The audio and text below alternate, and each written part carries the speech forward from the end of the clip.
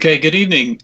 My name is Veldon Sorensen. I'm the president of the Wasatch Beekeepers Association. We're coming to you tonight via Facebook as we all are and continuing to be at home and be safe. I hope that you're all doing well, especially that you're able to get out and spend some time with your bees, which will help keep your isolation issues down a bit. This program tonight is being recorded, and we'll be showing it again. You'll be able to pick up the feed tomorrow on Facebook. So I just wanted to let you know that so if you miss a part or you want to go back and watch a part again, that will be available to you. As we go through the presentation tonight, either with myself or with Amy Sibul, if you have questions, you can text them in to us, and then we will try to respond to them at the end of our presentation. We also have James, Carrie, and Julie, who are ready to answer any questions that may pop up along the way that have to do with beekeeping, not necessarily about the presentation. And as always, if you have any feedback, we're learning how to do this. And so if you have any feedback for us, either you can't hear or we're too far away from the camera or anything like that, please send us a notice on Facebook or one of our emails just to let us know what we could do better. Okay, let's move on to the presentation for tonight. Just want to let you know that if you're not a member of Wasatch Beekeepers, you can now pay your dues, which is $20 a year, on the Wasatch Beekeeper Facebook page. That's now set up, it's functioning. So if you'd like to become a member, that's the place that you can do it, especially where we're here as we're isolated. Also, I'd like to remind you, if you haven't registered with the state, you need to do that. The cost is $10. It's really, I think, a good value for the money. Particularly, you can ask for hive checks. They'll come and look at your hive, give you some good feedback.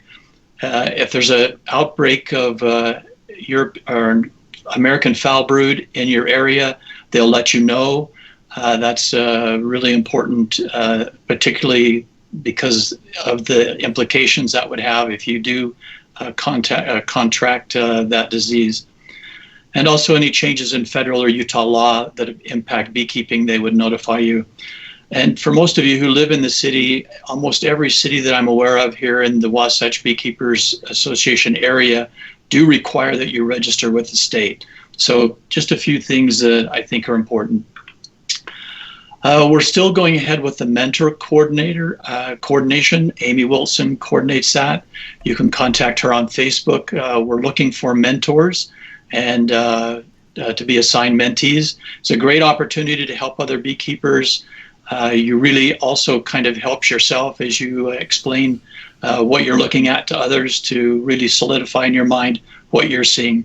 It makes for good friendships. A lot of mentees and mentors have gotten along really well.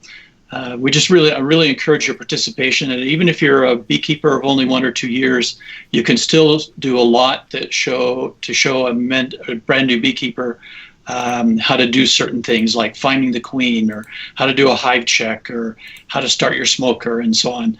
So those are things that you've learned over a couple of years that would be very helpful to pass on. The other thing that's really helpful is that sometimes you just need someone to talk to. What am I seeing? What does that mean to me? And so on. So I really encourage you, get a hold of Amy Wilson and sign up to be a mentor. And Amy, thank you for setting this up. Amy's monitoring our feed this evening. And so if you have any feedback, as I mentioned, please get a hold of her and let her know. Okay, calendar events. If you have something to put on the calendar, you can contact Julie Arthur. Or if you know where a swarm is, you can also contact her. Here's some of the things that are going on. Of course, our next meeting will be on May 21st. I'm almost sure the way things are going, we'll probably still be coming to you as a feed such as this. I don't think we'll be able to meet again for a while anyway. The bottom board workshop with Robert Stevens is still on. He's looking for a location. We've got to figure out how we can maintain our social distancing. But for right now, I'd keep that on your calendar. Discover Gateway, we're not sure about. Also, Robert has contacted the Utah State Fair. They're pretty adamant that everything's going ahead as normal. So put that on your calendar, and you'll be hearing more from Robert as we approach probably around the 1st of August. Of course, we'll know more then exactly how this is going to work out. Veldon, can I just say one thing right now about the fair? I'm sorry to interrupt. This is Amy Wilson. If you are interested in volunteering for the fair, we usually come to you towards like a month before, and it's a lot of work for us to find people. So if it's something you'll be interested in, if you want to start shooting us emails about that right now so we can start building a list, that would be awesome.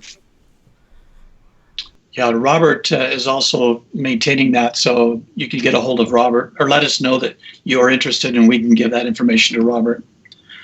Okay, here's our gift for a quote for the week. If Facebook has taught us anything, it's that a lot of people aren't quite ready for spelling bee. Particularly, I'm getting these like LOL, which I have no idea what that meant, or POS, which means parent over my shoulder. And then I saw another one the other day, IDK, which I guess understand means I don't know. So anyway, I thought that was pretty funny. Okay, what's happening in the hive? Let's run through some of the things that you should be seeing. Right now, you should have at least completed one mite check. Alcohol is in pretty short supply in most of the stores, but you can still buy bug wash. And so actually bug wash has a bit of detergent in it. It seems to do a little bit better on releasing the mites. Sugar is also a bit in short supply. So right now, bug wash is about your best method. I mean, all three of those are good, but if you can't find anything, use bug wash. If you've treated early, your mite count should come in low. When I say treated early, if you've done an oxalic acid drip or vaporization, you should have fairly low mite counts. Particularly if you've got a brand new mite package or a bee package, you might want to make sure that they were treated for mites before you pick them up. If they haven't, it's an excellent time to treat with the oxalic acid vapor. You particularly want to do that before you have see eggs in the hive. This is my setup here. If I can get my cursor to work. This is I purchased this as a $25 hive or mite check. You can buy online. You can also use plastic cups. Just put your bees in there. You can see where I've got the bug wash up to the line, and then I've washed for about 2 minutes. And then here are the bees, and then I pour the bug wash through a paper towel, and then look for mites. You'll be able to see them fairly clearly on a white Bounty or cloth or whatever you use, a coffee filter. All those work really well. And lucky for me, I didn't have any mites. So, but as mentioned again, a good time for mite treatments. Okay, Pollinator Partnership has decided to do mite-a-thons. They usually were doing them in August or September. This year they're going to do them in May, early year, and in August. And so I really encourage you to do that. When we first started out, we had about 15 people in Utah do it back in 2017. We're up to over 50 now participating in the mite-a-thon last year. So congratulations for those of you who did it. I think it's a great thing to participate in. You do as many hives as you have. You sign on to the mite-a-thon and then just list the number of mites that you have. It gives them an idea of exactly what kind of mite levels we have across the U.S. So we'll post this on our Wasatch Beekeepers site. So if you want to get more information, you can look there. If you've got a new package of bees, you want to ask if they were mite treated, and if so, with what? And if you have a question or they don't know, I would suggest you treat them anyway. As I mentioned before, a good treatment right now is that oxalic acid vapor. there's a lot of beekeepers who have the wands that you put in and the oxalic acid. So if you don't know someone, contact one of us in the Wasatch Beekeepers, and we'll see if we can find someone close to you who has a wand. If you've got a new package, you'll probably want to feed for a while, particularly syrup, until the bees are able to find their own sources. You'll know when they're found nectar because they'll quit taking the syrup. I'd also suggest you put in a little pollen sub. If you open the hive on your weekly check and the pollen sub is sitting there, you can take it out. But at first, when they first started, they might need a little bit of pollen sub. If you've had the package for a week, you probably want to check and make sure your queen's been released. After about a week, you should be able to see some eggs. And also, I hope you remembered when the queen comes, she has a cork in the place to block her exit. You'll need to replace that with a marshmallow or candy. If you forgot to do that, it's really important to go back and do that so that she can get out. And this is kind of what you should be looking for. If you put them on new frames, the bees will just start to draw it out. She'll actually lay in those cells even though they're not completely filled or they haven't completely built them out. Don't be worried about that. That's normal. And sometimes you'll see actually she'll lay 2 or 3 eggs in there because she wants to get going and the bees aren't building fast enough. So don't be too concerned if you see a few eggs in some of them at the beginning when they're first getting started. So if you bought a nuke rather than a package, you want to ask how old the queen was and if she's marked. If she's marked, she should have a blue mark on her. If she's marked with green, that was last year's queen. So if you have a marked queen, she should have a blue mark on it. You'll want to ask when she was installed and if you saw her before you picked up the nucleus hive, the nucleus colony. And did the hive have drawn comb in it? Now, sometimes people who sell nukes, that's a good way for them to exit their old frames. So if you've got a frame in there that's really dark or not in very good shape, what you'll want to do is wait till the brood have exited or hatched or come out, and then you'll want to move that frame more to the outside so you can move it all the way to the outside and eventually get rid of it. So I usually keep my frames somewhere between 3 to 5 years, depending on what kind of shape they're in. You'll just want to rotate those out. And also look at the queen. You can see her laying pattern. Is she laying in a good pattern? Is she leaving spots open? Sometimes that's really hard to tell because some of the bees will have emerged and she's laying back in there. So you might have a little bit of spottiness, but look for the pattern that she has. Make sure it's a good pattern. Bottom boards. One of the things that you'll want to do now is, if you haven't cleaned it off already, is to clean off your bottom board after winter. What you'll probably see is a whole bunch of different things on the bottom board. If you had a sugar board on, you'll probably find some sugar at the bottom. They'll start to break that sugar up and try to dispose of it. You'll probably see a lot of brown stuff. That's probably your pollen patty that you put in there. They break that up and throw it out because they don't want it anymore. And you'll see some yellow balls or green balls. That's pollen that they brought in that just dropped, and once it goes through the bottom, they can't get at it. And then also you may see some small black dots. Usually that has to do with wax moths. You've got some wax moth in there or had some in there. That's some of their frass at the bottom. I think here's a photo that I took. You can see the hive or some of the pollen balls are here. This brown is more or less the pollen sub that put in there. There's actually some bee parts here. You'll find sometimes that the wasps get underneath and they'll take the dead bees and cut them up. So you'll see some bee legs and bee wings in there. So, but most of that is the pollen sub.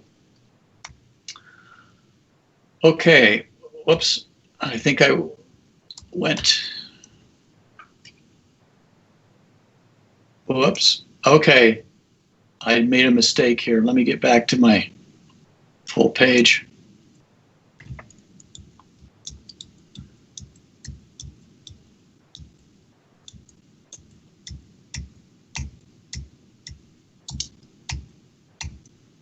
Okay. Usually also in the spring, if you've overwintered in 2 hive bodies, you'll want to find out where the queen is. Particularly if you had a sugar board on, probably your queen and most of your brood are in your top box. That's because that's where they were when the season started. If most of your activity is in the top box, you'll want to reverse those boxes. In other words, take the top box, move it to the bottom, and then put the bottom box on top. Bees like to build up, and so you want to keep the queen and most of the brood in the bottom box. And so that's one thing you can do as you're watching. Okay, you also want to be on the lookout for swarms. Bees like to swarm in the spring, so usually what you can do is if you tip your hive up, you look for queen cells along the bottom. It's good to do this. I do mine about every week. It takes a while for the queens to develop, so if you do it every week, you're probably bound to catch them. This is what it'll look like. The queen cells will be along the bottom. They sometimes will put them on the frame face, but this is typical of what a swarm will look like where they're starting to swarm. And what you want to do is either take all these frames out that have swarm cells on them, put them in another box so you can have another hive, or one of the ways it's been suggested is destroy these and then give them an extra box so they'll have more space. However, that's not always 100% successful because you'll have to find every queen cell and destroy it. And as you see, you've got a lot of area to search, and that's pretty hard to find. So I would suggest you either move these into another box and develop another hive, or if you know someone who wants a hive, you could, donate that frame to them and get them a good start. So, but anyway, be on the lookout for your swarms. Okay, getting towards the end, another thing you might want to do is make some frame adjustments. Sometimes if bees overwinter, they build in the center boxes. Sometimes they'll build in both these center boxes. What you'll want to do is take those top frames that have brood in them and move them to the bottom, and move the empty ones up so that you have your queen and brood towards the bottom, and then the upper part is left for the nectar and pollen.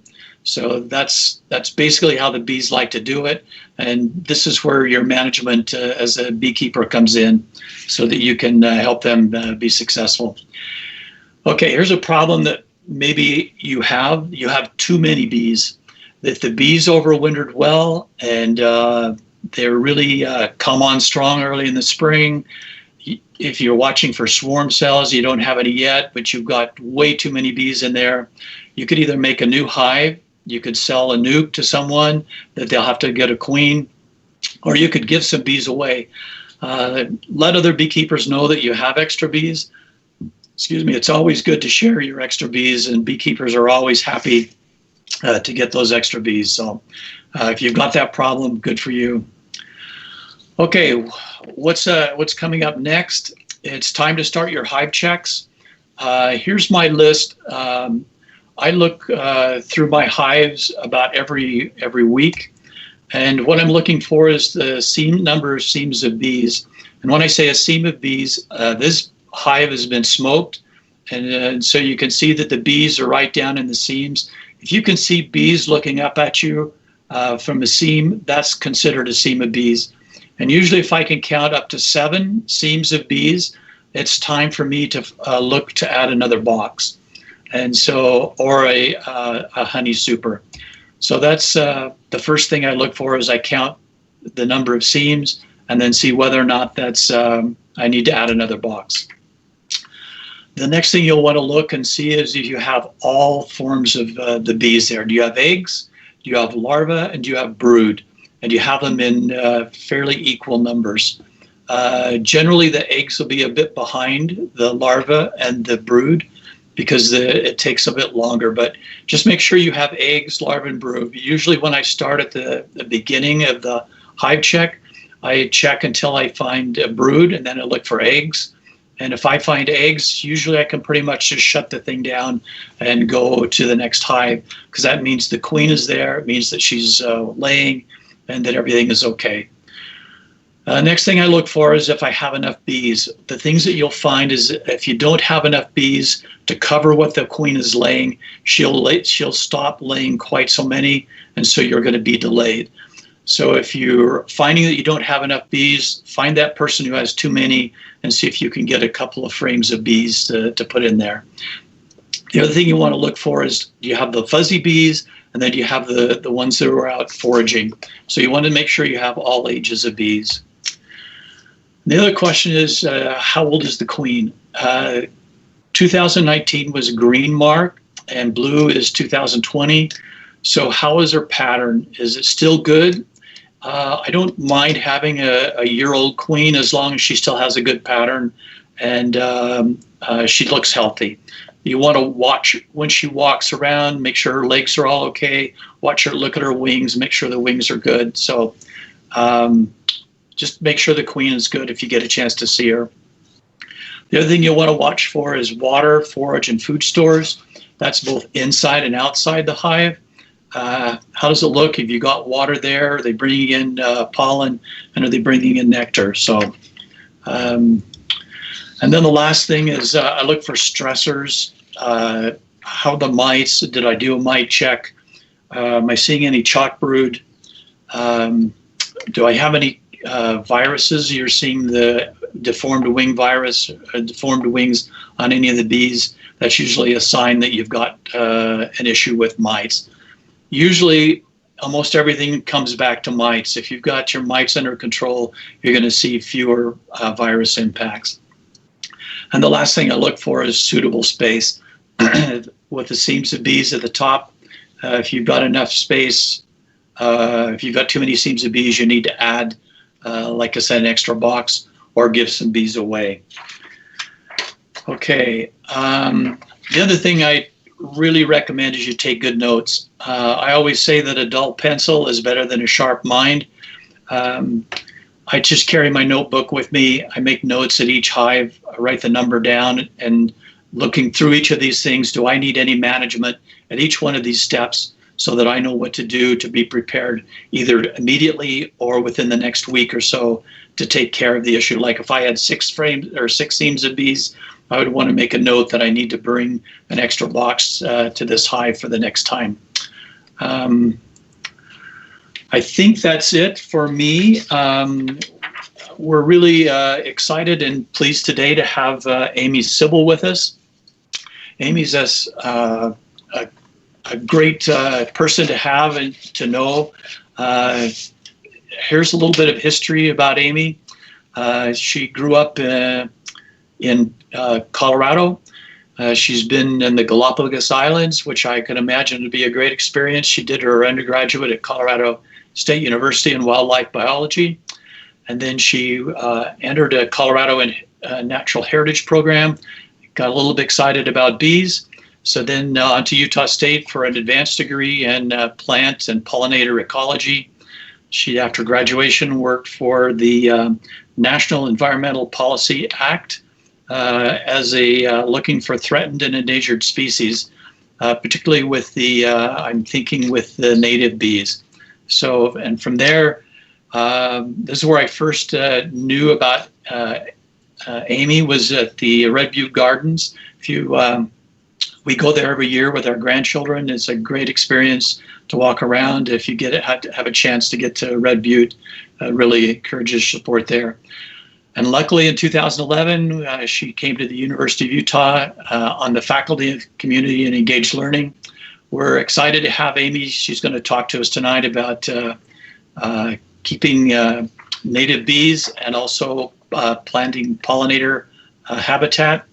And as we go through this, if you have any questions for Amy or for me, if you'll send those in by text, we'll collect those. And after Amy's finished her presentation, we'll have a chance to ask her questions, or if you have any questions for me from what we talked about, I'll be happy to try and answer those. So I think that's it.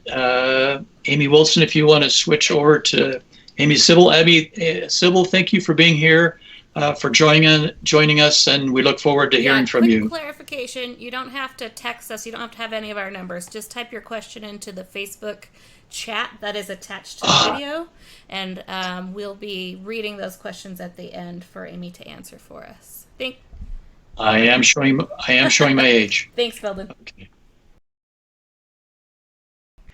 All right, thank you so much. I'm going to start my slideshow here. Veldon, thank you so very much for that nice introduction. I am really excited to be talking to your Wasatch Beekeepers Association today. One of my favorite things is to talk about bees. I was chatting with Veldon earlier this afternoon, sharing the fact that I grew up with a father who was a beekeeper and was early in my life introduced to the love of bees. But I didn't get involved with the native solitary bee world until graduate school, and it seemed like it just opened up this whole new amazing world of insects. And I spent a lot of time working in the research world with pollinator ecology and studying the pollinators of rare plants, especially in the kind of Book Cliffs area of western Colorado and eastern Utah. And now I love my job. I get to teach conservation biology at the University of Utah. I get to really engage with a lot of students and community partners about all facets of conservation biology. But my real passion is for pollinator conservation and pollinator ecology. So this is just a real treat to come and talk to you all. I've also had the good fortune of being the faculty advisor to the U of U Beekeepers Association. It's been around since, maybe some of you might know Tom Bench. He was the founding student of this Beekeepers Association. I've been trying to keep that alive since, I believe it was 2012 that we started that. So there's my little brief history. Again, as Veldon stated, I'll be very happy to answer any questions you have about this material, but you'll want to ask that via the Facebook feed, and we'll make sure to get those questions at the end of my presentation. It would have been wonderful to meet with you in person, but this is how it goes these days. So we'll adjust and be able to answer the questions in a more virtual format at the end of this presentation. So I want to first talk a little bit about the diversity of pollinators. Amy, have you expanded your PowerPoint yet? I'm not seeing it. Sorry. Yeah, it's in full screen mode. Veldon, are you seeing it? He's on mute now. Maybe I'll escape out and then I'll put it out in full slideshow mode again. Did that trigger it? Not yet. Well, that's frustrating. All I'm looking at is the full screen of my slide. Veldon, yours is not still up, is it? Sorry, everyone. Bear with us 1 second. No. Yeah, we're all new to this. Should I escape out of mine again, Amy? Actually, mine had said still sharing, so I deleted mine, so see if that's better. Do you have the start sharing button, Amy? Okay, let's do this again. One more try. There, that is. Okay. Okay, there we go. Please continue. That worked. Fantastic. So in the meantime, everyone was just looking at me. I'm glad I wasn't wearing my pajamas. All right. So here's the slide that I thought I had been showing that talks a little bit about pollinator diversity. All of you here listening, I suspect, know an awful lot about honeybees, and that is fantastic. Such an important insect for us, both just ecosystem services and pollination services. But I want to share the insight that there are so many other pollinators that we should also be aware of and paying attention to. And the reason for that is that about 87% of all flowering plants on Earth require an animal to carry pollen from one flower to the next. That means about 308,000 different species. The other 40,000 or so species are wind pollinated, so they're the ones that are causing us problems with hay fever in the flowering season. But without those animal vectors carrying pollen from flower to flower, the plants would not set seed for that next season, and it would have a truly negative impact on the recruitment of new individuals to all of those plant populations, upon which, of course, many of our agricultural crops rely. Globally, around the world, there are about 200,000 different species of animals that act as these pollen vectors, carrying pollen from flower to flower on a species of plant. The huge majority of these are insects. That includes things like bees, of course, but also beetles, in some cases ants, a few species of wasps, though most wasps are, of course, carnivores and eating meat. Also a few butterflies and moths. Of those insects, the vast majority of the pollinating insects are bees, about 80% of them, and then only 7% or so are those other insect species. And then on top of that, there are about 1,000 species of animals that are not insects that serve as pollinators. So that would include something like bird species, like hummingbirds. That would include bats, though in Utah, we have 18 species of bats, none of whom are pollinators. None of our bat species here visit flowers. They all exclusively eat insects. And there are also a few other small mammals, little rodents and whatnot, that serve as pollinators. But the reason I'm so passionate about bees is that they are collectively our most important pollinator from here to all across the globe. So we really should be paying attention to our bees, where they live, what kind of habitat they need, and how we can help them as we're seeing a lot more destruction of their habitat, both food sources and nesting sources. So move on to my next slide. Doesn't seem to want to. Let's see here. There we go. All right, so I like to ask this question. We know bees are important pollinators, but I like to help share this idea for why bees matter.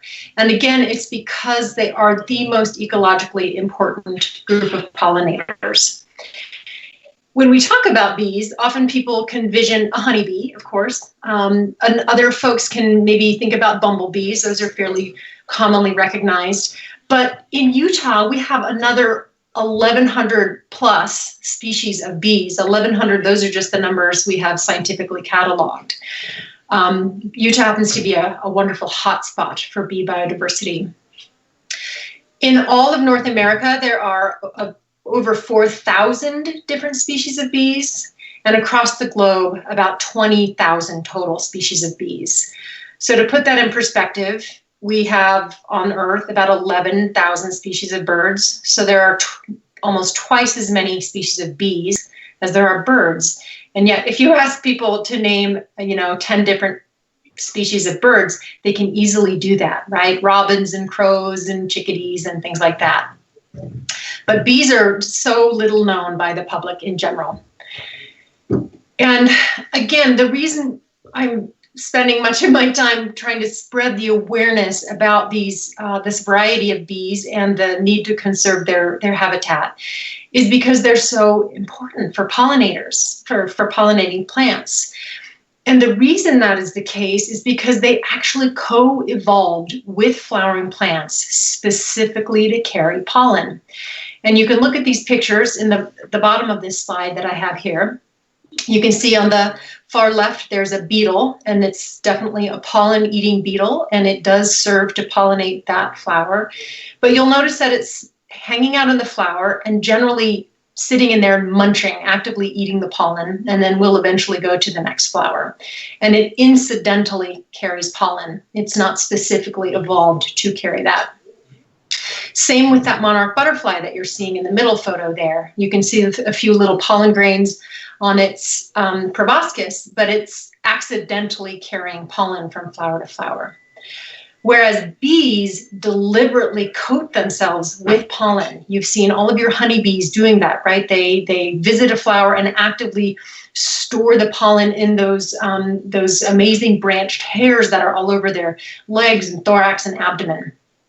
And that's to bring it back to the hive, or in the case of solitary bees, to bring it back to their nest. Another wonderful trait that makes bees such fantastic pollinators is that they exhibit high flower constancy, meaning that they repeatedly visit a particular plant species over and over again on any given forage trip. So instead of visiting an aster and then a penstemon and then an apple blossom, they tend to visit an aster and then an aster and then an aster. And that maximizes pollination rates for plants. And then bees, unlike especially beetles and butterflies as well, they can visit hundreds of flowers on a foraging trip, transferring pollen the entire way. So truly amazing, efficient pollinators. Move on to the next slide. So, of course, you all know about the decline of honeybees and have probably heard about decline of other pollinators as well. And this is something that is feeling urgent to me. We continue to see overwintering losses of honeybees across the country at somewhere around 40%, I think was the last couple of years. Our native solitary bees are exhibiting similar declines. And I thought you might be interested, if you don't already know, to hear more about what might be causing the declines in our native solitary bees. The big number one problem is habitat loss. I'd say the big number one problem with honeybees is the varroa mite, right, an invasive species that's not quite as impactful on these solitary native bees as habitat loss.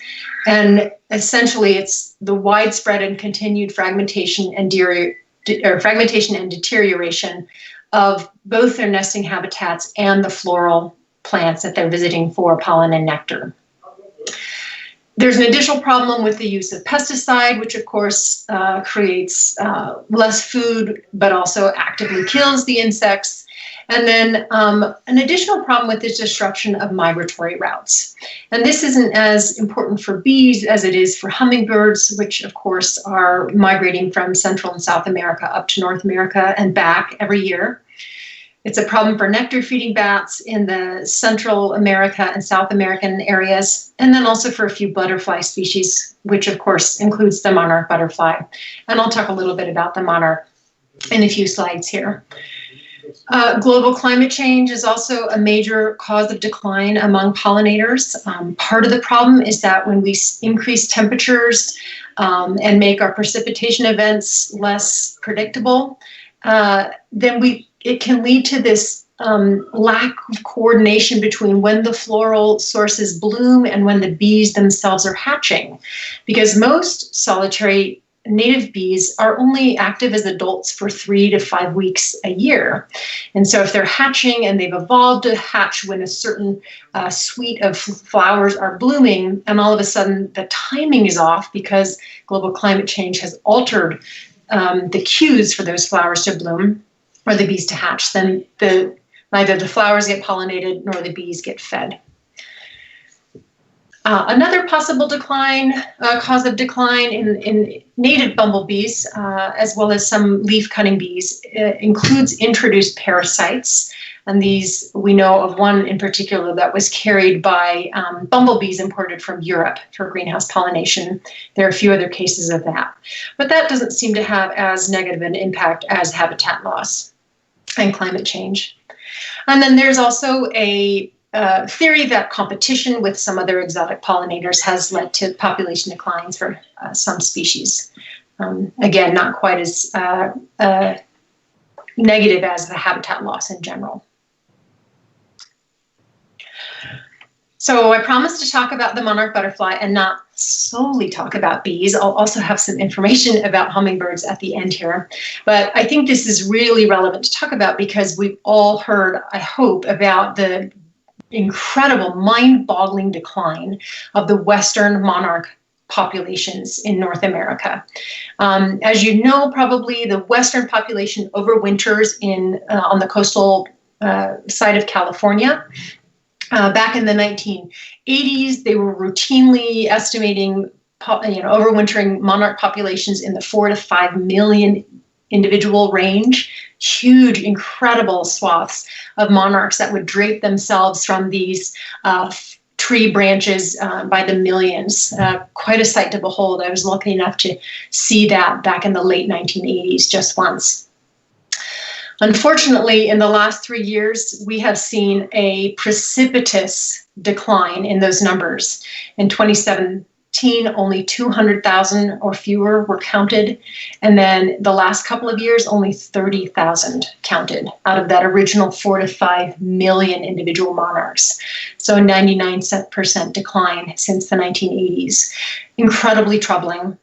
Not sure if they're going to be able to recover from this.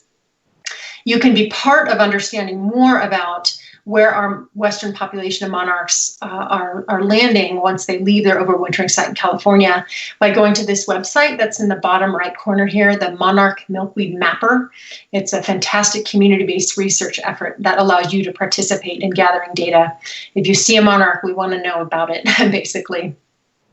And that's, of course, in part hosted by the good folks at the Xerces organization. I love the Xerces Society. So just as with bees, the main threat to our monarchs is a loss of habitat, particularly breeding habitat. You probably all know from elementary school that monarchs exclusively lay their eggs on milkweed. They will feed on the nectar of multiple species, but it's their breeding floral host plant that's really the problem. And we've unfortunately been eliminating that both from our agricultural, suburban, and kind of wildland-urban interface habitats. So if you want to do something great for the monarchs, plant some milkweed in your yard or nearby open spaces. The other main threat is this loss and degradation of overwintering habitat. Yes, there's a western monarch population that overwinters in California. There's also an eastern monarch population, and their overwintering grounds are in these beautiful pine forests in Michoacan, Mexico. In both cases, both forests have been experiencing degradation and loss and greater impacts from human encroachment. Just as all insects are impacted negatively by insects, by insecticides, so too are monarchs. And then again, climate change. It's actually altering the overwintering habitat, particularly in those pine forests of Mexico. The trees themselves are marching northward towards the pole as temperatures and drought conditions continue to increase from our increased carbon load in the atmosphere. One of the reasons I pay attention to the monarch instead of only bees, is that it's become eerily similar to the conditions that created the extinction event of our Carolina parakeet back at the turn of the 20th century. The ways that you can describe the monarch butterfly as well as the Carolina parakeet are eerily similar, both native to eastern North America or all of North America. Used to be incredibly abundant throughout their range. You've probably heard the stories that the Carolina parakeet flocks would darken the skies for hours at a time as they passed by. We used to take for granted that monarchs were one of the most common and resilient butterflies. They both are also, were, in the case of the parakeet, toxic to many predators because of their assimilation of toxins from their plant diet. In the case of Carolina parakeet, it was their diet of cockleburs.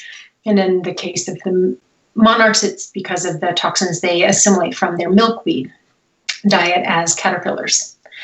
They also shared the habit of roosting in very, very large flocks in old-growth forests. And because of that, the deforestation and the removal of their host food species created this precipitous decline in numbers. In the case of the parakeet, it went to extinction.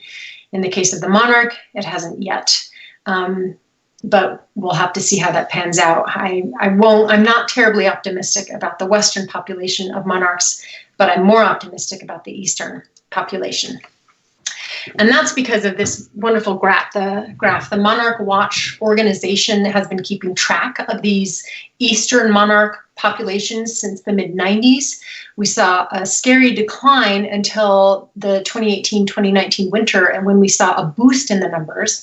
And it looks like it's going to be similar to last year. The data hasn't yet been finalized for the 2019-2020 winter, but it looks like they've restored a fair amount of the acreage that they occupy in these pine forests in Michoacan for the eastern monarch population.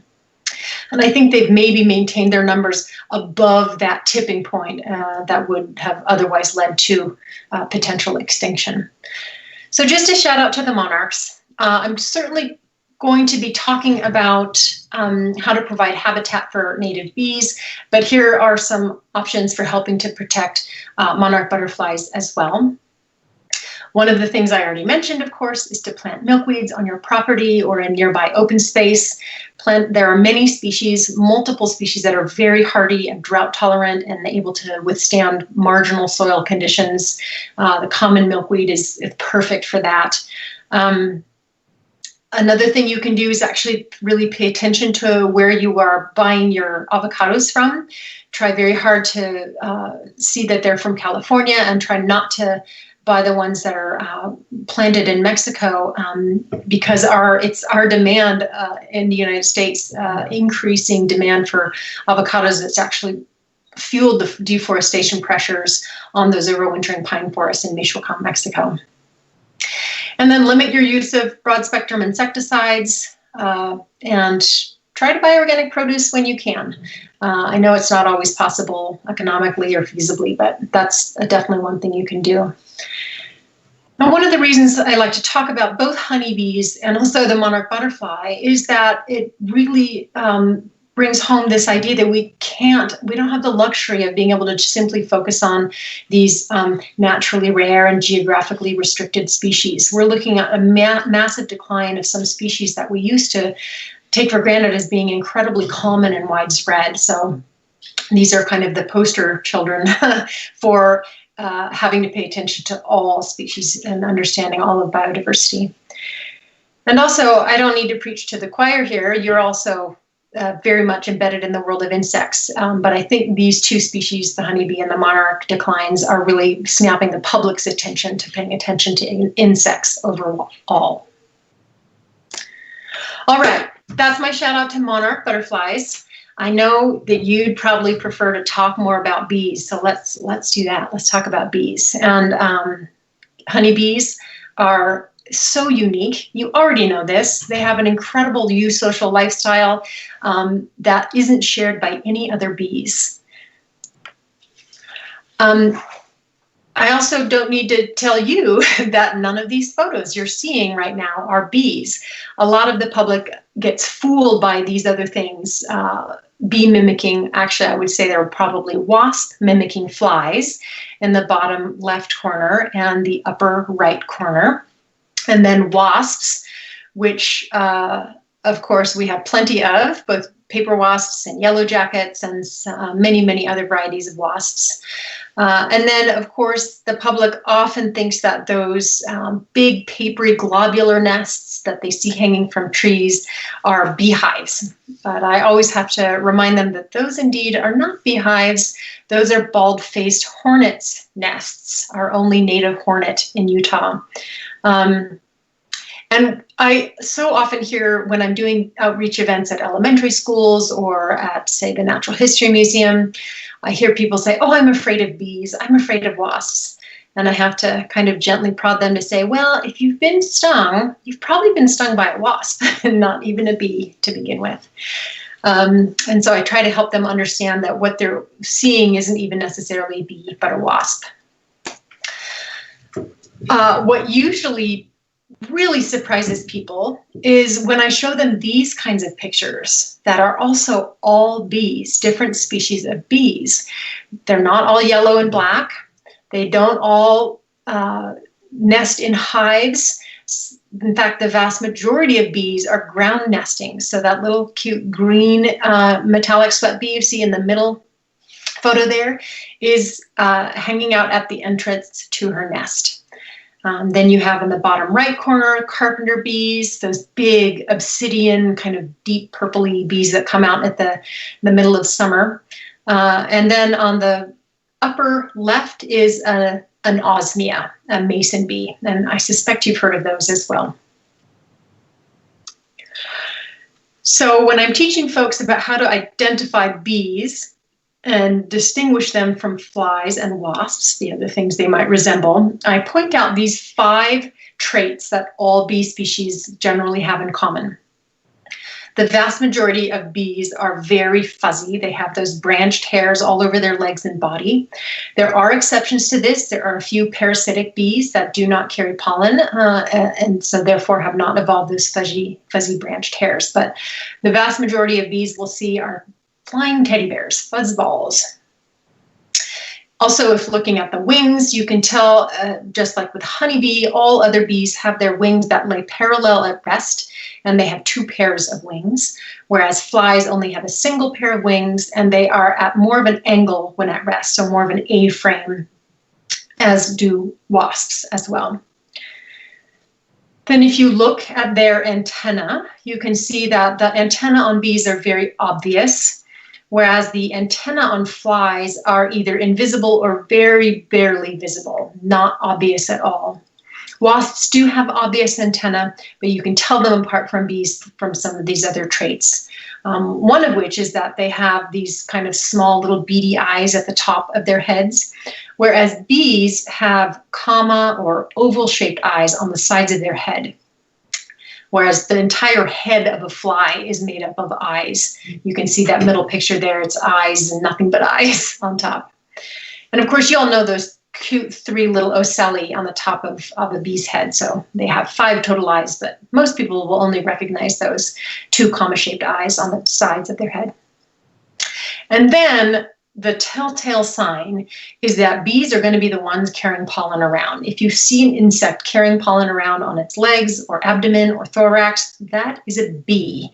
And primarily the females, of course, carrying that, but that's generally the bees that we see are the females. So a great set of traits to remember and also to share with friends and family so they can tell the difference between flies, wasps, and bees.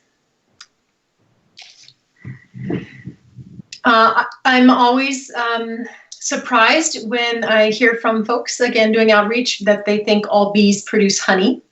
I have to remind them that only honeybees produce honey. There are a few other bees that produce honey-like substance, but the vast majority of our solitary bees produce no honey and produce no beeswax, and they are not social. They do not live in large social hives.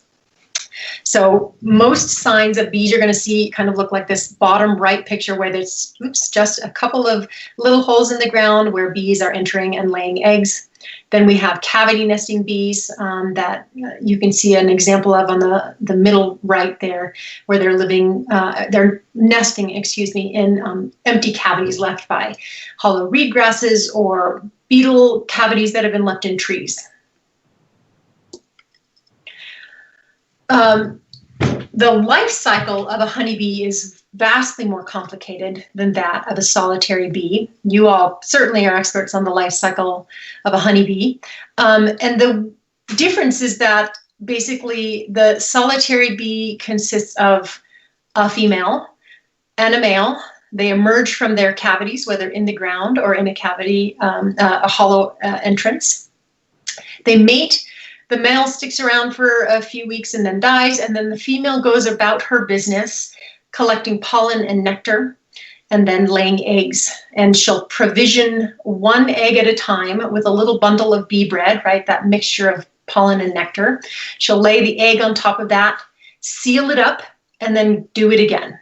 And then when that process is over, 3 to 5 weeks later, the adult female dies. And so 11 months of the year, these solitary bees are living as either eggs, larvae, or pupa in the cavity into which they have been laid by that female. Now, the reason we'll see bees all the way from March to October is because we have such a wide variety of these solitary bees, and each of them is evolved to hatch at a different time throughout the summer. So we'll have our earliest bees hatching in mid to late March. We have our mason bees right now, our orchard bees hatching and being very active. In later summer, we'll have sunflower bees and carpenter bees hatching at different times.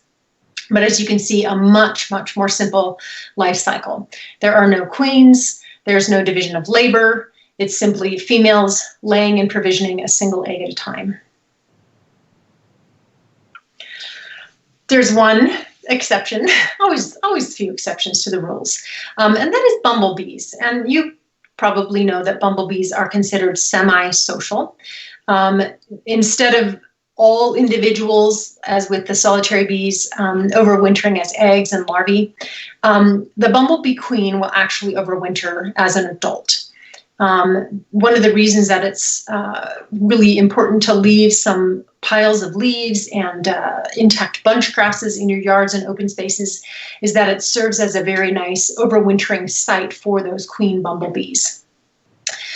She'll emerge, those queens will emerge fairly early in the spring. They're pretty well suited to low temperatures. I've been seeing queen bumblebees out and about already this spring. They'll start flying and they'll be very hungry. They'll go out and forage immediately and then find a nice space to start creating her own nest. She'll lay anywhere from 50 to 200 eggs, and that will be the size of her colony. So she'll have a few of these workers, again, just 50 or to 200 workers that will help her maintain this small semi-social colony. In the fall, the queen will die. And a new queen egg will be reared by those workers. That queen will then find a nice place to overwinter. The workers will all die back, and the cycle starts again. So also much less complex than the honeybee life cycle, but a little more complex than that of a standard solitary bee.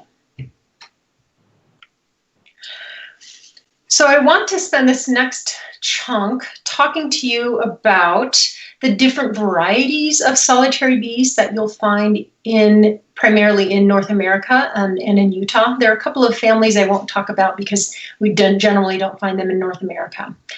But once you start kind of paying attention, you'll start noticing an incredible variety of these different bees in your yard, in the parks, in your parking lots. Even they don't require a lot of space. They just require a little bit of space, somewhere to lay their eggs, and then of course the flowers to feed from. So the first group I want to talk about are called the mining bees. Their family is called Andrenidae. They're mining because they nest in the ground like little miners. There are about 3,000 species worldwide. They're all exclusively solitary ground nesters. They really prefer arid habitats, so Utah is a fantastic place for them. They tolerate very cold temperatures generally for insects, so they are often the first bees that emerge in the spring, along with those queen bumblebees.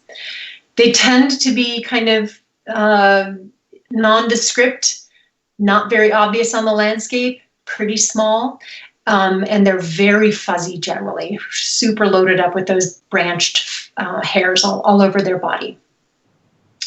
The signature location that they carry their pollen, so you can tell almost all Andrenidae, apart from the other solitary bee families, is that they carry their pollen on the lower end of their thorax and the upper section of their back legs. That's different for other families of bees. So if you see a bee with pollen on its thorax and upper hind leg, that's a mining bee.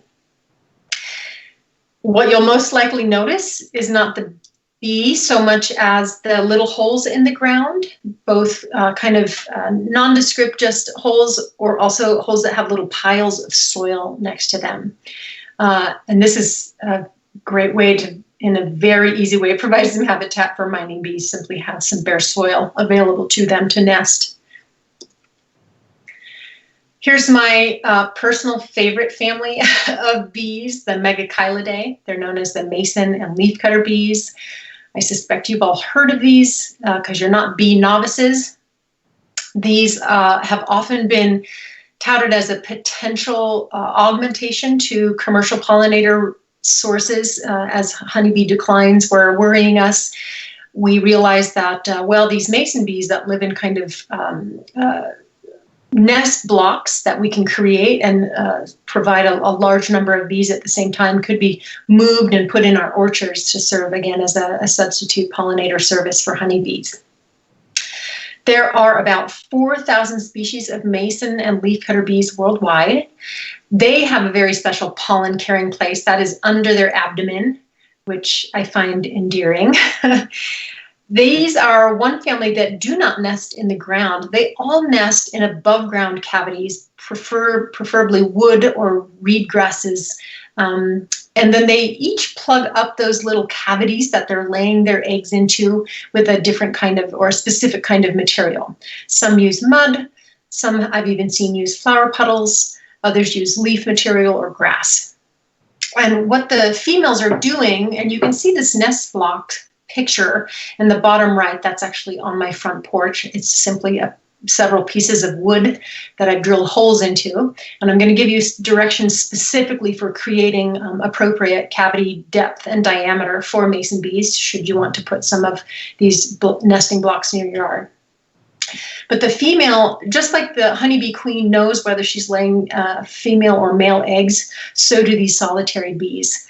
And in the bottom section of those cavities, the females will lay their female eggs, and then they'll plug up the end of them with a few male eggs. So each of those separate eggs has its own little cavity plugged up, and at the very end you'll see nesting materials that are plugging up the ends, and most of the ones that are intact here are made up of wood chips. But again, you can see all kinds of different material. The bees that use leaf material are often the leafcutter bees, and in the upper right corner you can see a leafcutter bee diligently cutting out a chunk of leaf to carry back to her nest and plug up one of her egg chambers. You can see there's a wide variety of how they look, their colors. There's typical yellow and black, but there are also brilliant purpley blue, bright iridescent green. The picture of the bee in the center is one of my little mason bees. He's actually a male. The kind of bottom picture of the bluish purple bee, that's a female leafcutter bee. The males tend to have these white fuzzy faces, and they're quite a bit smaller, about half the size of females. They're incredibly docile. I love holding these little bees when they hatch. Here are some of my nest boxes in my backyard. These are on my back porch. You can see I have a mixture of little houses that have Phragmites tubes and bamboo tubes. You can see the difference of the male orchard bee and the female orchard bee. The male is on the right. I'm holding him on my finger there. And he's got that fuzzy white face, even a little white mustache. He's a little bit greener, and his antennae are actually longer proportionally. And the female is on the left here. You can see she's lacking that white fuzziness on her head. You can see the very stout mandibles. She uses those strong, stout mandibles to help clean out those cavities and make them appropriate for egg laying. And her antennae are proportionally shorter. And I think I have the video. Hopefully y'all can hear this and see this video of these. This was just, I believe, last Sunday. I was filming my mason bees as the females were busily hatching.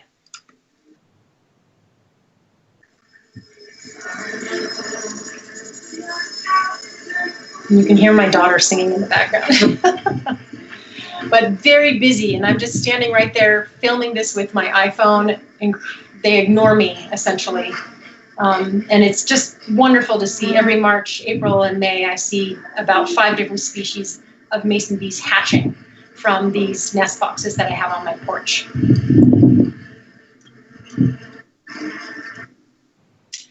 All right, the next family of bees are called sweat bees or alkali bees. They go by both names. The family is called Halictidae. They're a very diverse species, about 4,300 different species worldwide. They tend to be kind of drab, kind of like mining bees. They're small and they're not very colorful generally. They're not quite as fuzzy as the mining bees, but a few of the species are incredibly eye-catching. The metallic sweat bees, metallic green sweat bees, those are those 2 pictures on the right. They're incredible. They look like flying emeralds when you see them. And they're definitely not drab, as you can see. But they do all tend to be slender and kind of smaller bees. They carry their pollen on their upper legs. You can see in several of the pictures, the females have a nice pollen store on the upper part of their middle and hind legs. This is one family of bees that has pretty varied nesting behavior. They're not exclusively solitary.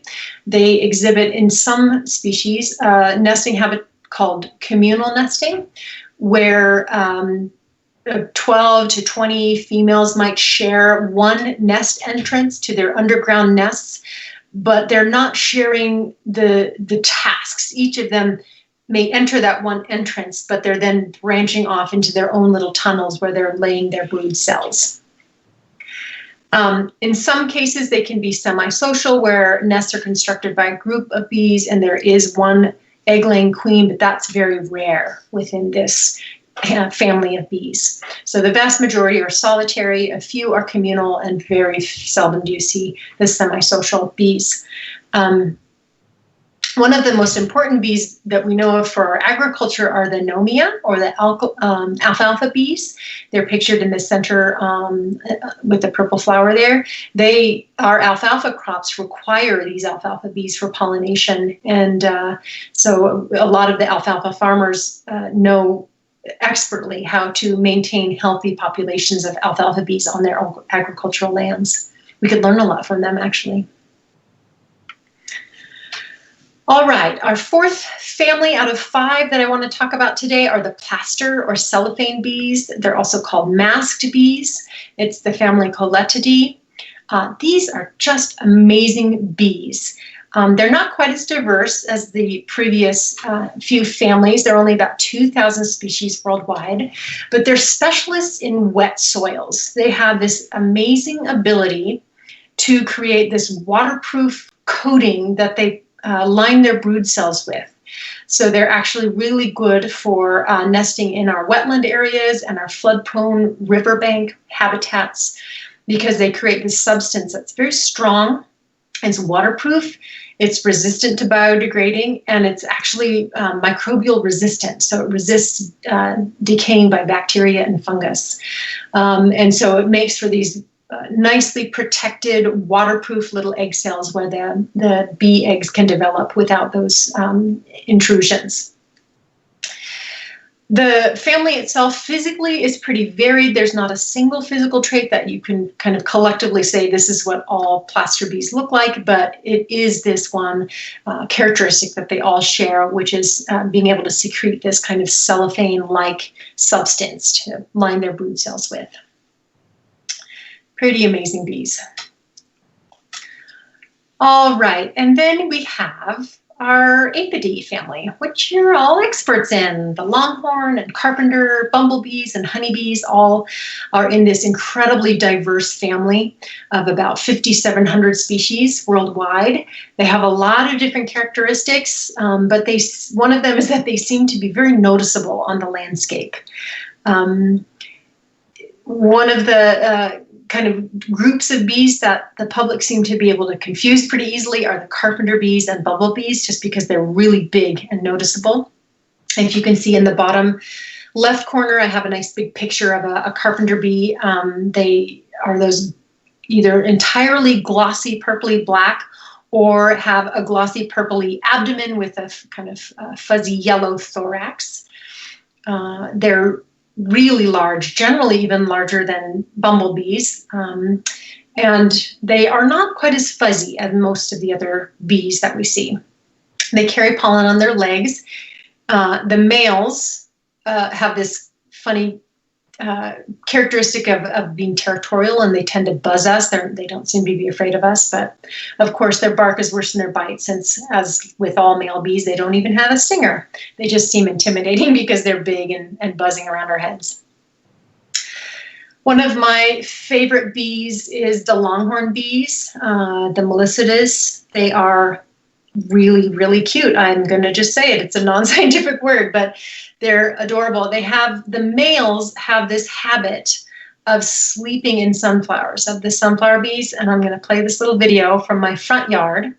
And you can see all the little bees hanging out. It's about 7 in the morning on a cool August morning, and the male bees are all tucked into these sunflowers in my front yard. I had to turn the sound off to this video because my husband honked at me. I was blocking the driveway while I was recording this video of the sunflower bees. But these longhorn bees, they are very fuzzy, covered in dense pale hairs. They're kind of a stout bee.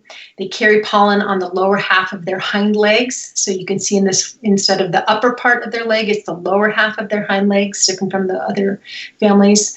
And the males especially have very long antennae, particularly in the longhorn and sunflower bees. So a wonderful bee to look for at the end of the summer. And that wraps up most of our talk about the different families of bees. I do want to give out a shout out to bumblebees because they're a pretty special group to our habitat here in the Rocky Mountains. They're a really wonderfully evolved bee to be able to tolerate our cold temperatures. And they, unfortunately, are experiencing alarming amounts of decline all throughout North America. In the U.S., there are about 50 species. As I mentioned, they have this semi-social habit of creating a small colony that lives throughout the summer. And there are a lot of things we can do to provide habitat for our bumblebees, but all of these native bees, there are easy things that we can incorporate into our landscaping, even if you have the smallest of yards or no yard. You can do these things in an open space near you. We have quite a bit of nice little pockets of open space here and there along our riparian corridors, even in our city parks that you would think of being marginal for any native species other than a robin and a squirrel, can actually be a haven for bees.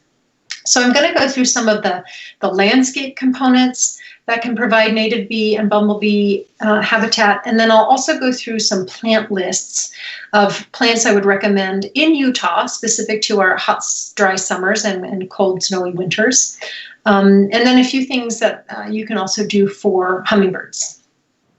So one of the first things that may be a little surprising, because we always think of flowers as being important for bees, but actually planting some native bunch grasses in your landscapes can be fabulous for overwintering queen bumblebees, but they also provide an easy source of pollen in the early spring. You'll actually see bees collecting pollen off of grasses.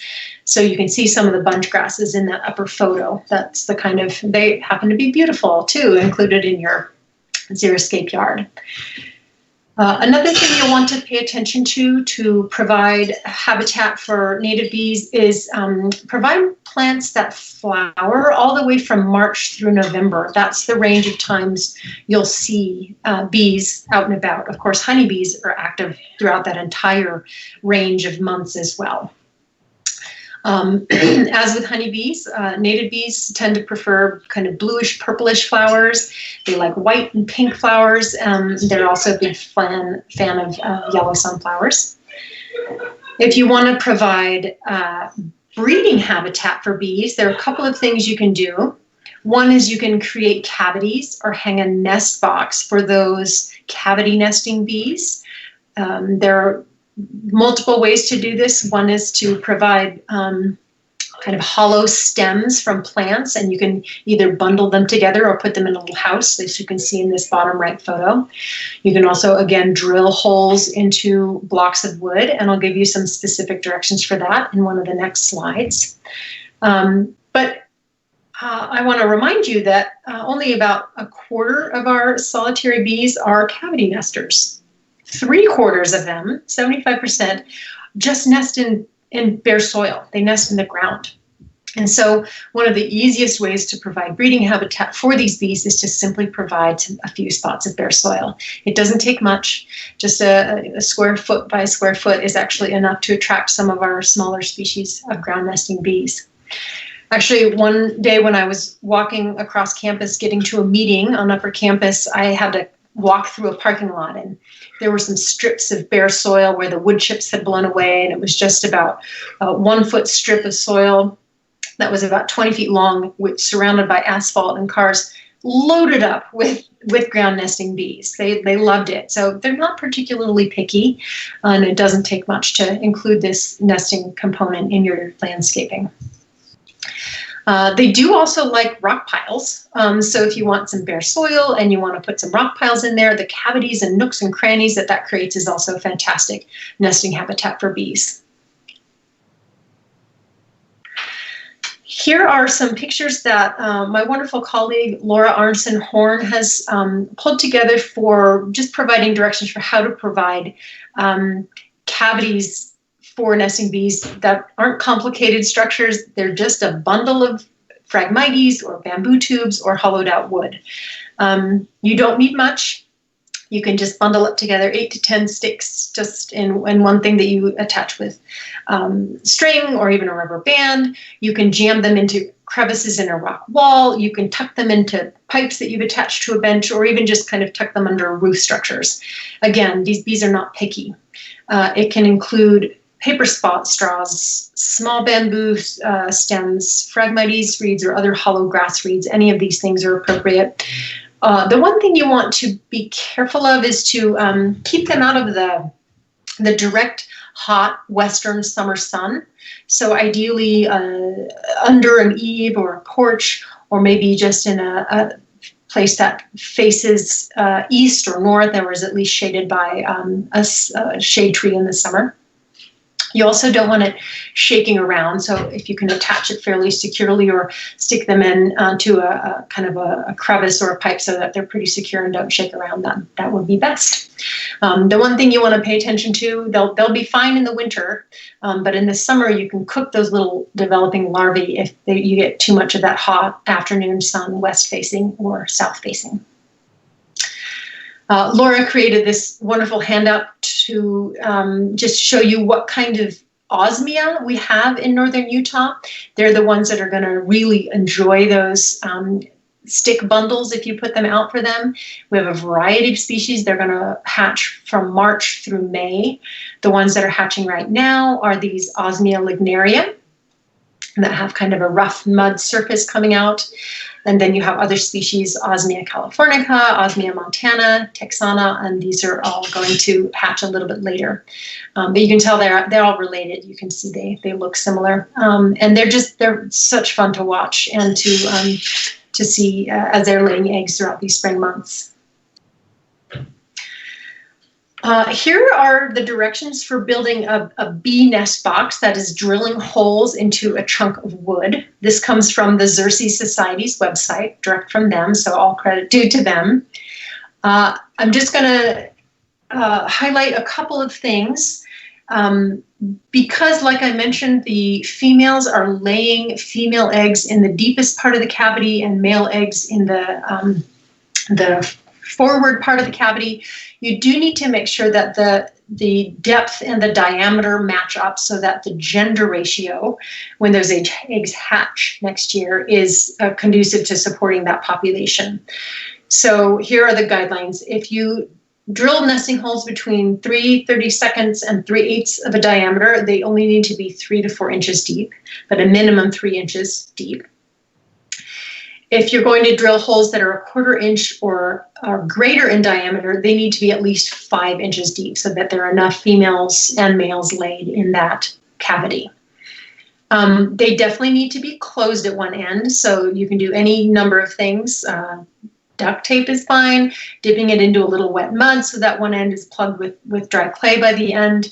All of those things work. Bamboo is nice if you can use some dried out bamboo stems, because if you nip them at the nodes, the natural nodes, they're automatically closed at one end. Locating the nest box is similar to those stick bundles.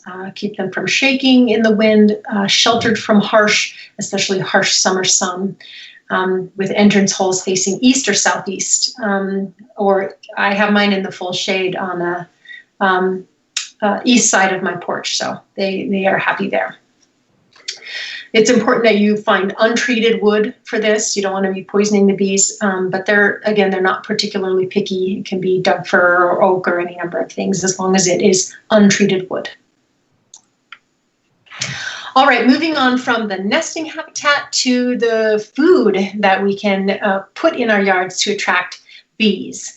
The wonderful thing is that the traits that make flowers attractive to bees are also the traits that make us think flowers are beautiful. So this isn't a burden at all. The one thing that does nothing for bees is turf. So having Kentucky bluegrass or fescue or any kind of dense lawn is basically a food desert for bees. But there are a huge just number of beautiful xeric-friendly hardy plants that are beautiful to us and to bees. Lots of cactus species. One of the favorite families of plants for bees are the mints. So anything from catmint to peppermint to even catnip, lemon balm, anything in the mint family is going to be fantastic for providing nectar and pollen to bees. You'll notice a pattern here, things like flowering sage that have purple flowers, whirling butterflies that have pink and white flowers. So kind of the favorite suite of colors for bees. Cone flowers are fantastic. Narrowleaf coneflower, that's a nice hardy prairie species. And then our wonderful penstemon species. Common name, I believe, is goatbeards, and we have lots of native penstemon species here in Utah, including Palmer's penstemon and Wasatch penstemon, and many of them that you can find and plant in your yard and know that they're going to survive. I'm not sure I need to go through all of this list. I'll make sure that I get this information in easily digestible form to Veldon and Amy so they can post this to you. But all kinds of things like bergamot, hyssop, believe it or not, sunflowers are fantastic bee plants as well. And then, like I mentioned, bunch grasses. Try to include some bunch grasses as a component in your bee yard. As far as shrubs, I have two favorites. My two favorite shrubs for bees are the fern bush, which is itself smells like honey. It has these big bursts of white flowers that attract bees from miles away. And then blue spirea, which is pictured in the upper photo here, just a gorgeous colored hardy shrub that can get to about 4 by 4 feet in your yard, very xeric friendly, and you don't often see that kind of intense indigo flower color. Desert willow is another beautiful hardy xeric friendly plant. That's what's shown with the carpenter bee out in the lower photo. And then we have lots of our natives that flower later in the summer, like rabbit brush and bitter brush. There's flowering currant, serviceberry, manzanita. These are all wonderful bee shrubs for your yard.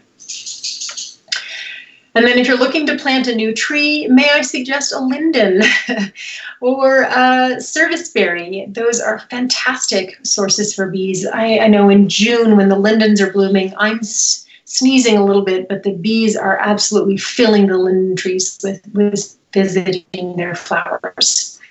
Things like chokecherry and crabapples and most of our flowering fruit trees are also fantastic. Plums and cherries, peaches and apples, of course, great choices for food and for food for bees and for humans. So that's the shout out I promise for hummingbirds here. I don't want to discriminate against our beautiful hummingbird species, which also serve as important pollinators for a smaller suite of plants than bees, but important nonetheless. If you don't know much about hummingbirds, there are many species of them throughout North, Central, and South America. In Utah, however, we're only going to generally see 4 species. The most common ones would be the broad-tailed and black-chinned hummingbirds. They migrate up here at the end of April or early May from Central America.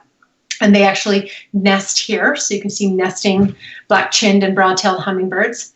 And then a couple of others migrate through. The rufous hummingbird, which is the one that's kind of solid orangey rufous reddish colored, and then the calliope. I haven't seen a calliope here in Utah, but they say that they migrate through.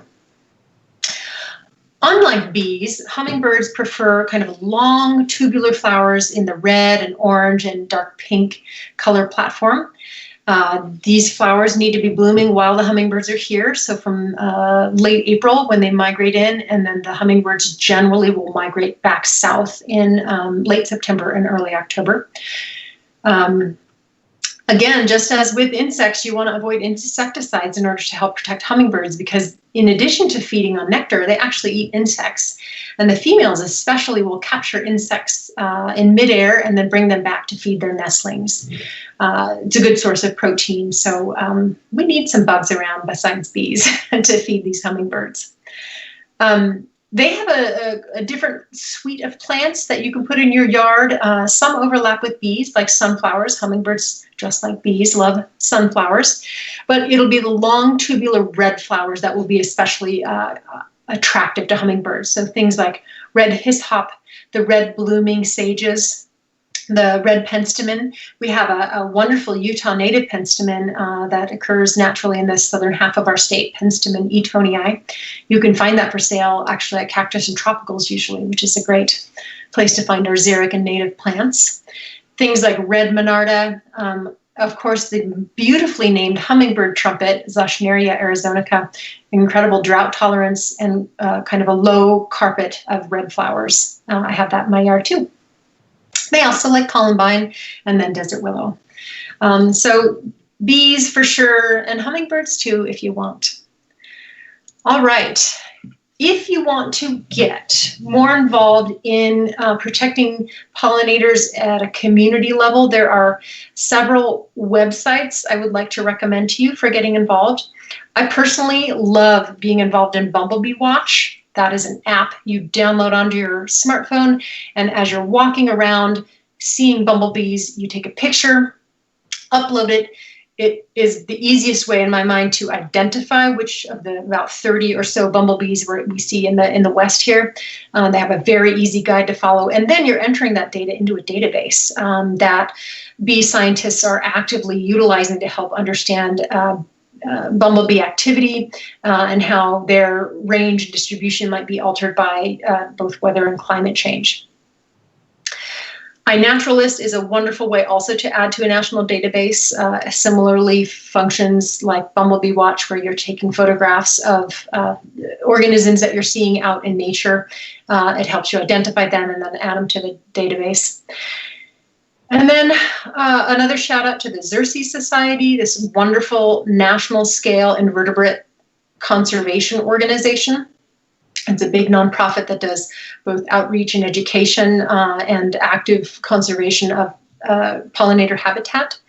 You can take their pollinator protection pledge and get a sign for your yard saying that you are providing pollinator habitat. You also may want to know that the University of Utah, we are going after a Bee Campus USA designation for the University of Utah. We could even, if we wanted to collaborate on a big project, we could be designated as a Bee City USA, all of Salt Lake City. But that would be through Xerces Society. And then I believe Veldon and Amy shared with me that you had Joseph Wilson talk to the Wasatch Beekeepers Association. Fabulous, incredible bee researcher. We're cut from similar cloth as we both did our graduate work at Utah State. If you have not yet bought his book that he published a couple of years ago, The First Guide to North America's Bees, make sure to get a copy of that, The Bees in Your Backyard. It is so wonderful and chock full of incredible depth of information about the solitary native bees of North America. And then if you want to go deep, if you really want to understand some of the science of bees, both honeybees, but also our native bees, there's all kinds of fabulous research going on in Utah and beyond. We are home, of course, to the USDA ARS Bee Biology and Systematics Lab up in Logan. Fantastic research they're doing about pollinators in our agricultural systems as well as our natural systems. There's the USGS Native Bee Inventory, fabulous website to check out. Like I mentioned, the Xerces Society. I think it's interesting to keep in touch with Randy Oliver on his scientific beekeeping website. One of the founding students of the U of U Beekeepers Association, Stephen Stanko, is now a professional beekeeper. He's started hives for pollinator services, but he's also an employee and a hive inspector for the Utah Department of Agriculture and Food. He is fantastic and a wonderful person to collaborate with. And then finally, I'm just going to name one person, but there are dozens of amazing scientists at universities all over the United States doing really important research about honeybees and native bees. Dr. Marla Spivak is looking into honeybee genetics, into diseases, into queen rearing, and also foraging behavior of honeybees. So her website there will be a great resource as you're, learning more and becoming even greater experts in honeybee management. I believe that is my last slide. And so I think it's time to take questions. So if Belden wanted to, or Amy wanted to share some questions, I'm happy to answer them. Yeah, thank you. Thank you so much, Amy. I do have some questions for you that came in. One of the first questions that came in was, do honeybees natively compete with native solitary bees? If you could make a comment or something. Yeah, so we know that honeybees were brought over from Europe early, right, in our human colonization of North America by Europeans. Of course, Native Americans were here all along, but it was the Europeans that brought over the honeybees from the Eastern Hemisphere. Before that, there were no honeybees. So what I suspect happened is that most of the competition and extinctions that were going to result from honeybees already happened hundreds of years ago. I do not suspect that we're seeing a lot of decline of native honeybee or native solitary bees by the honeybee anymore, though there are some folks who say that there still is potential for competition between the two. I know our feral honeybee colonies have declined greatly through the Veromide as well, and so the decline in those over the last 20 years may have actually resulted in a little bit of a boost to the native bee populations. But it depends on the context, and it depends on the species at hand, for sure. So would there be any way or any advice of how to minimize their impact that our honeybees would have on native pollinators? I guess if you have a lot of honeybee hives on your property and you're worried about outcompeting native species, just make sure you have a lot of plants. Have a lot of plants available so that you're able to feed all of them, for sure. And I personally, I don't think it's problematic to be keeping honeybees and to be providing habitat for native bees. They can coexist at this point, certainly. Yeah, they don't seem to fight too much in my area, but anyway. Yeah. Question on bumblebees. You mentioned there were worker bees and also the queen. Do the bumblebee workers get a different food source similar to the honeybee versus the queen? As far as we're still figuring out a lot about the biology and the natural history of bumblebees. Some of that work is actually being done right now at the Logan Bee Lab. I believe that the worker bees do receive a different proportion, right? It's a different chemical signature that produces a worker bee versus a queen. And so when they then decide to rear a new queen in the fall, they would have that different food resource to produce the bumblebee queen. But they're still working out the details at the bee lab of that. Their research of bumblebees up there is pretty amazing. I was able to do a field trip up there with some of the UVU beekeepers, and they have this one entire space filled with little Tupperwares that have little queens making their own little waxen nests in each of those Tupperwares. It was pretty spectacular to see in person. Yeah, bumblebee research is really interesting. Yeah, definitely. Another question is solitary male bees. Can they mate with more than one female, or do they die after mating similar to our honeybees? They can mate with multiple females, and I like to call it my backyard every year in late March and early April is a total bee orgy. They're just all over the place. And their males are trying to mate with males until the females hatch. And then once the females hatch, it's all kind of a frenzy with them mixing together. So multiple males mating with multiple females. So that would be a birds and the bees discussion. Okay. Indeed, it would. Phragmites straws, do they need to be replaced every year, or can you use the same one over and over again? I tend to use the Phragmites reeds 2 to 3 times, and then they seem to break down. They're not terribly sturdy, but that's in a way good because it gives you the chance to clean them out and to root out any parasitic wasps or bees that are moving in there. And it allows for really good air exchange, so they don't tend to have the kind of fungal mold problems that some of our more sturdy, like bamboo sources, tend to have. So you don't know of any issue of stopping along the highway and grabbing some Phragmites off to the side? I don't personally have a problem with it. Actually, I have an agreement with the Salt Lake County open space folks that we collectively can collect any Phragmites we want from any Salt Lake County open space. They welcome it. I can imagine they would. Yeah. Question on comparison of the tame sunflower with the large head versus the wild sunflower for food and quality of food for the bees and the native bees. I don't know that I have an answer for that. From what I can tell, our cultivated sunflowers are just as good of a food resource as our wild sunflowers. I think anything you want in your yard when it comes to sunflowers is going to be a net positive for bee food sources. Great. Yeah, those are easy to plant, and the kids love to plant them. So yeah, definitely. The linden tree. Which kind of linden tree do you recommend? All lindens have fabulous pollen and nectar sources for bees. So it'll be a matter of the shape and height and size of the tree that you want more than the different varieties of linden that would be good for bees, if that makes sense. Yes. Okay. And do hummingbirds return to the same area year after year? Are they pretty territorial? They are. They're very territorial. I have trumpet vine growing up along my fence. Actually, I have to hack it back a little bit each spring because it's so voracious. But hummingbirds have been visiting that since I've lived in this house for 10 years. They come back, and it's always the broad-tailed hummingbirds. I don't actually know what the lifespan of a hummingbird is, how long they live.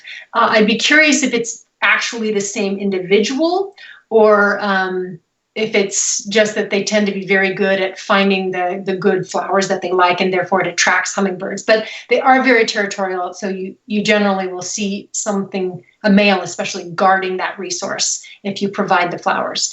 And that's fun, right? We want them buzzing around. Very good. Well, that's about the end of the questions, but thank you so much for coming and for being our guest speaker today. Well, this was just an awful lot of fun. I'm glad that you could make it work so that I could still come and talk. Well, you were very patient as we went through this process of setting it up. So just an ending, thank all of you who were on tonight. Thanks for participating. As I mentioned, Amy is going to make available the last 4 or 5 slides. So if you're interested in the websites and also how to make the native bee houses, she'll send those to us by a PDF file, and we'll post those on our website. So you can look for those over the next couple of days. Again, we recorded this, so if you've missed anything or you want to go back and listen to part of it again, it should be on Facebook Live tomorrow or the next day. Amy Sibul, thank you so much again. We really appreciate you being here. Great presentation. My pleasure. Thank you. We'll call on you again. Now that we know we can do this in person someday. Yeah, we can do it from your bedroom. We're happy to call on you. That's fine. We know how to do it now. Yeah, Amy Wilson, thank you so much for setting this up and making it happen. So she was kind of the active person behind all this that made this work. So just as a reminder, everyone, for your calendar, next meeting is on the 21st of May. My assumption, as I mentioned at the beginning, this will probably be another one of these kinds of meetings where it will be a presentation from our houses, from our homes. So, but watch the website for the time and how we're going to take place. So thank you again. I wish you all a pleasant evening. Be safe, or stay home, stay safe, and we'll see you next week or next month. Take care and good night. Thanks, Amy. Thank you.